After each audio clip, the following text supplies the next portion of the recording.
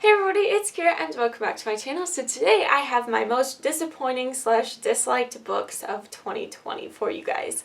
So honestly, there was only 2 books this year that I disliked. There's multiple reasons for that. One of them is that I reread a lot of books this year. I reread the Percy Jackson series twice, if that gives you any indication. It was a very difficult year, and when you're faced with difficult times, comfort is often what you turn to, and you turn to what you know you like. So I reread a lot of favorites, both from childhood and from the past few years, because you just needed comfort. With everything going on with COVID and all the changes that were going on very fast, comfort was just needed. The other reason, though, that I really only have 2 books that I disliked was because I realized that because I'm on very much a fantasy and sci-fi kick, I didn't attempt to read too many books that weren't fantasy and sci-fi. I did read a couple contemporary that I really liked, and there was a few more nonfiction type books, but I wouldn't say that I disliked many of those, and I loved the contemporaries that I did read.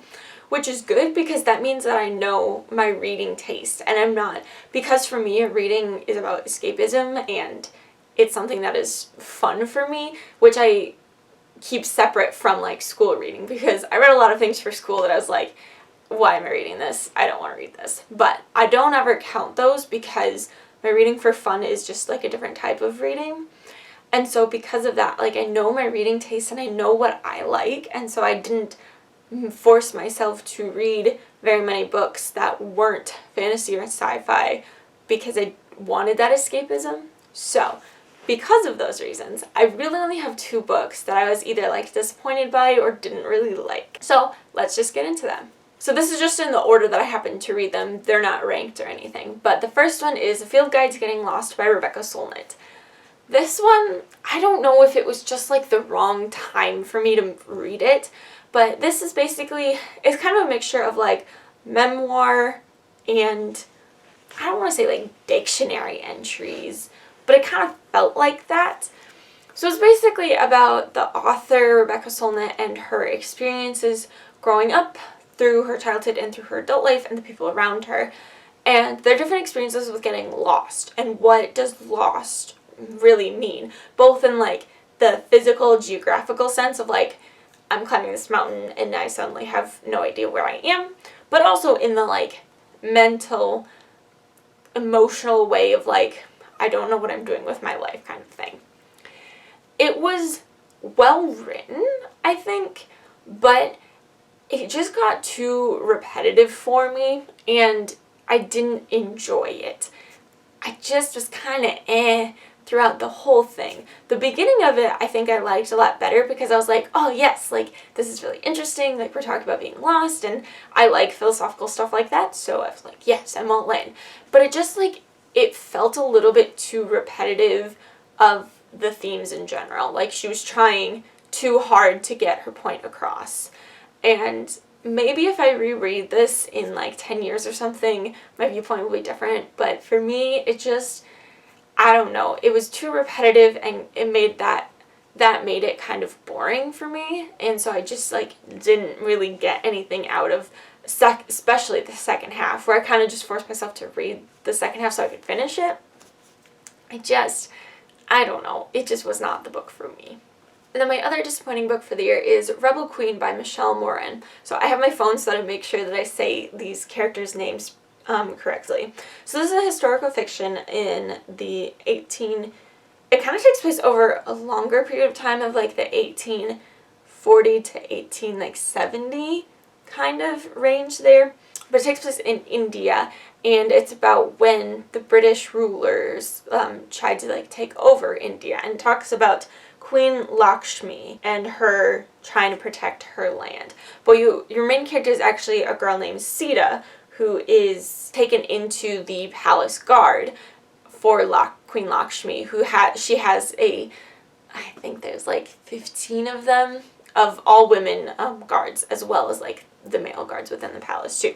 So it kind of just follows Sita and her journey being with the queen. The problem for me was this felt this is gonna sound stupid and I hate when people say this, but it felt a little too juvenile for me. Now I'm gonna explain.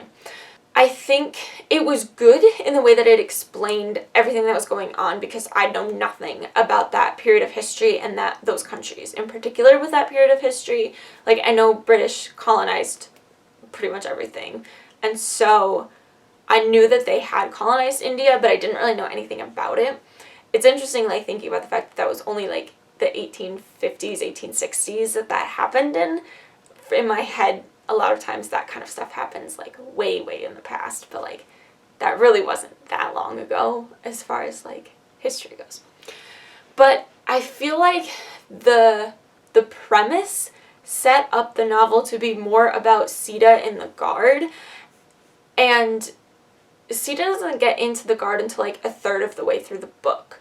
You have her growing up and her training to, like, almost like audition to be a part of the Guard, which takes up a lot of the novel as well.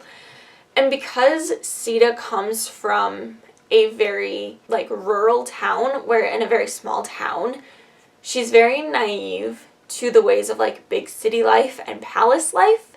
And that's where I think the too juvenile part came in for me, was that the character just didn't know that, like, people were gonna backstab her. Like, there was one character who very obviously didn't like Sita and felt threatened by Sita's position close to the queen, and so she was like, I think she offered to do something with her letters, like, oh, I'll deliver these for you or something, and Sita's like, okay, great, thanks, and, like, doesn't even think about the fact that, like, this girl is going to, like, not actually mail her letters and is, like, gonna do everything she can to make her feel stupid and inferior.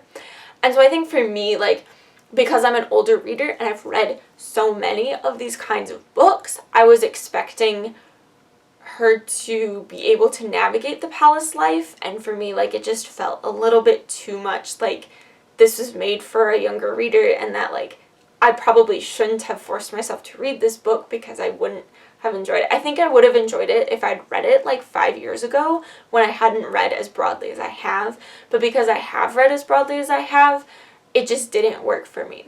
I think it was a really well written book, and it did a really good job of explaining the things during that historical period and the Indian customs and cultures and the different things within that like us Americans reading it or anybody else reading it who's not Indian wouldn't understand. And so I think it did a really good job, but I think I was just not the right person to read this. I would highly encourage you to read it if you want to learn about this period of time and, like, you want to learn about Indian history and, like, British colonization.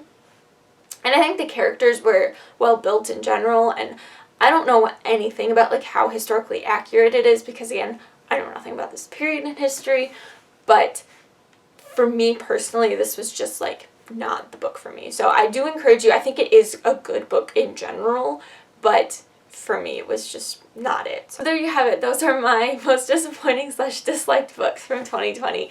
Again, I kind of can't believe that I only have 2, but also I think that shows growth as a person, that I'm not forcing myself to read a ton of books that I disliked. And that also means that anything that I was reading, like, was either, like, pretty good or really good, which made my year of reading much better overall. So yeah, that's it for this video. Thank you guys so much for watching. I hope you enjoyed. Comment down below, let me know what you guys disliked or didn't enjoy or was disappointed by in the last year. I mean, there's a lot of books that came out last year and a lot of time on our hands to read, so I'd love to hear and talk about that with you in the comments below. So yeah, thanks again for watching, and I'll see you next time. Bye!